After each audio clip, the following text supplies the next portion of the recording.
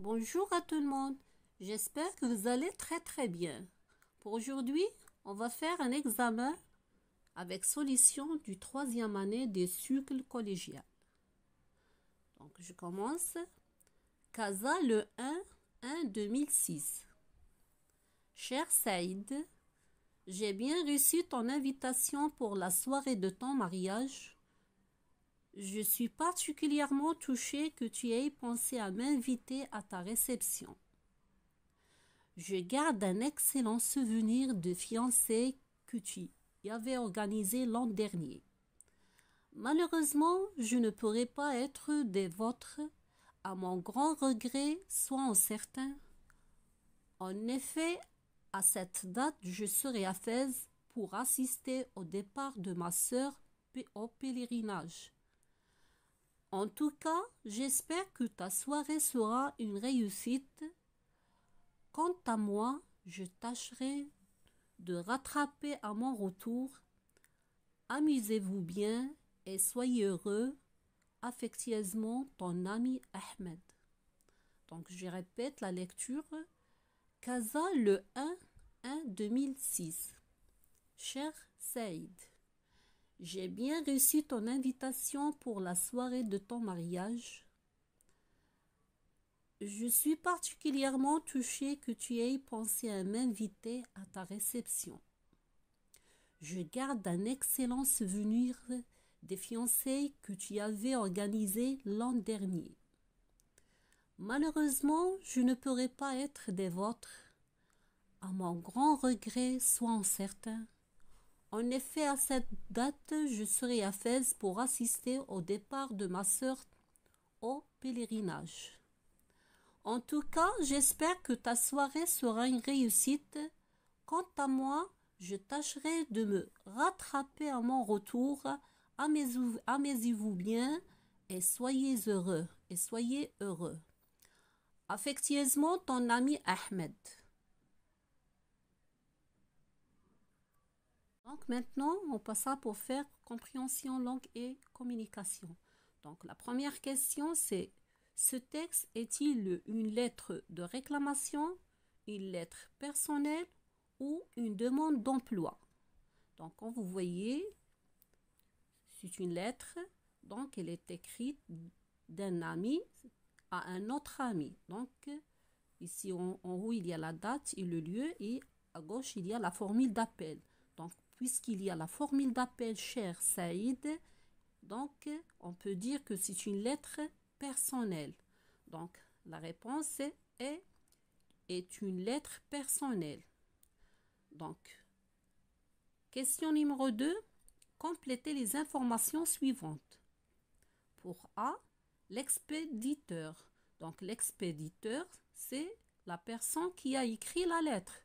Donc, c'est Ahmed qui a écrit la lettre. Regardez ici, en bas, il y a Ahmed. Donc, c'est Ahmed, c'est la personne qui a écrit la lettre à son ami Saïd. Donc, l'expéditeur, c'est Ahmed.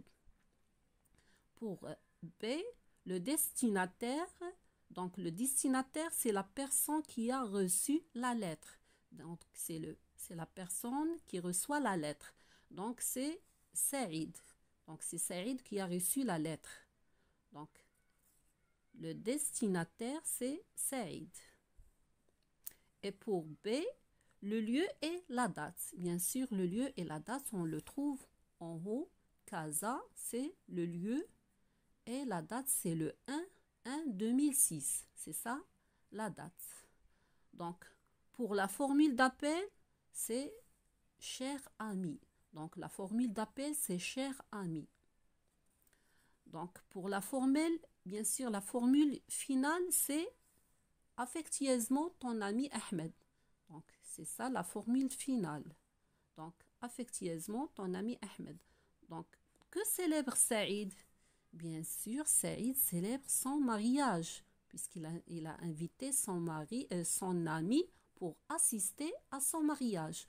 Donc, il célèbre son mariage. On peut écrire ici: elle célèbre son mariage. Donc, pourquoi Ahmed a-t-il écrit cette lettre? Justifie votre réponse. Donc, Ahmed, c'est Ahmed qui a écrit la lettre à Saïd. Bien sûr, pour l'informer, qu'il va pas, qu'il était désolé. Bien sûr, pourquoi? Parce qu'il va assister, bien sûr, il va assister au départ de sa sœur au pèlerinage. Donc, c'est pour cela qu'il a écrit la lettre. Donc, pour l'informer qu'il était désolé de ne pas pouvoir venir à son mariage car sa sœur partait au pèlerinage. Donc, puisque sa sœur il va partir au pèlerinage, donc il va assister au départ de sa sœur. Donc, parce qu'il est en même date du mariage de son ami. Donc, pourquoi, pour quelle raison ne peut-il pas assister à la fête? Bien sûr, c'est ça la raison qu'il ne peut pas assister. Donc, il ne peut pas assister parce que la raison, c'est qu'il va assister au départ de sa sœur pour la Mecque. Donc, c'est pour cela qu'il ne peut pas assister au mariage de son ami. Parce qu'il va, bien sûr, il doit assister au départ de sa sœur pour la Mecque. Donc, pour la question suivante, relève un circonstanciel de temps. Bien sûr, on va relire la lettre pour chercher, bien sûr, un circonstanciel de temps. J'ai bien reçu ton invitation pour la soirée de ton mariage.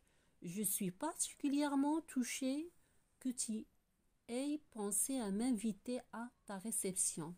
Je garde un excellent souvenir de fiançailles que tu avais organisé l'an dernier. Malheureusement, je ne pourrai pas être des vôtres à mon grand regret, soyons certains. En effet, à cette date, vous voyez, on a trouvé bien sûr le temps à cette date, c'est un circonstanciel du temps.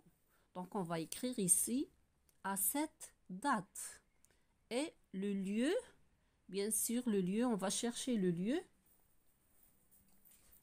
Donc, le lieu, c'est, regardez ici, le lieu, on a déjà lu au pèlerinage. Je continue, je serai à Fès pour assister au départ de ma sœur au pèlerinage. Donc, c'est un circonstanciel de lieu. Donc, on va écrire ici au lieu pèlerinage. Pour le but, je vais continuer pour trouver le but. Je serai à Fès pour assister. Vous voyez ici, il y a pour. Donc, pour, c'est un circonstanciel de but. Donc, je vais écrire ici pour. Maintenant, on passera pour faire la question numéro 7. Crochez la bonne réponse. Comme vous voyez, il y a des énoncés ici. Donc, on va crocher sur la bonne réponse. On a ici caractérisation valorisante, caractérisation neutre et caractérisation dévalorisante. Donc, ça veut dire valorisante, donc quand on emploie du vocabulaire positif, tout ce qui est lié au positif. Donc ici, bien sûr, pour mettre en valeur, dépend de l'idée qu'on défend. Donc, pour ici, caractérisation neutre, donc qui ne permet pas d'insister sur un mot ou un groupe de mots. Mais pour caractérisation dévalorisante, bien sûr, ici, c'est le contraire, c'est du valorisante. Ici, bien sûr, on emploie du vocabulaire donnant une impression négative à propos d'une chose ou d'une personne. Donc, on va lire, ce sont des fiancés où il y avait des invités des deux familles et quelques amis. Comme vous voyez ici, donc c'est une caractérisation neutre. Donc, il ne permet pas d'insister sur un mot ici. Donc, c'est neutre. Je vais crocher ici. Pour la deuxième, c'était un mariage fabuleux où tout le monde était émerveillé par la cérémonie. Voyez ici, il y a des vocabulaires positifs. Émerveillé, fabuleux. Donc, je dois crocher ici dans la caractérisation valorisante. Donc, pour une fête médiocre, personne n'y restait jusqu'à la fin. Vous voyez, il y a le mot médiocre. Et bien sûr, personne n'est resté jusqu'à la fin. C'est-à-dire, les invités sont partis et n'ont pas resté jusqu'à la fin de la fête. Donc, je vais le crocher ici pour caractérisation dévalorisante. Donc, il nous reste l'expression écrite. Donc, comme vous voyez, il y a des phrases qui sont en désordre. Et on va les mettre en ordre. Donc, on a « À bientôt Nabila »,« Bonjour Zineb »,« J'espère que tu viendras bientôt nous voir à Casablanca ». « Je te remercie pour ton accueil lors de notre séjour à Marrakech. Nous avons adoré la promenade. J'ignorais par ailleurs qu'il y avait des restaurants aussi délicieux dans la Vie Rouge. Merci vraiment pour tout. » Donc, ce sont des phrases qui sont en désordre et je vais les mettre en ordre. Bien sûr, je vais commencer par « Bonjour Zineb. Je te remercie pour ton accueil lors de notre séjour à Marrakech. Nous avons adoré la promenade. J'ignorais par ailleurs qu'il y avait des restaurants aussi délicieux dans la Vie Rouge. Merci vraiment pour tout. J'espère que tu viendras bientôt nous voir à Casablanca. Et la dernière phrase, c'est « À bientôt Nabila ». Donc, je répète les phrases en ordre. Bonjour Zineb, je te remercie pour ton accueil lors de notre séjour à Marrakech. Nous avons adoré la promenade. J'ignorais par ailleurs qu'il y avait des restaurants aussi délicieux dans la Vie Rouge. Merci vraiment pour tout. J'espère que tu viendras bientôt nous voir à Casablanca. À bientôt Nabila. Donc, j'espère que vous avez bien compris et à la prochaine vidéo.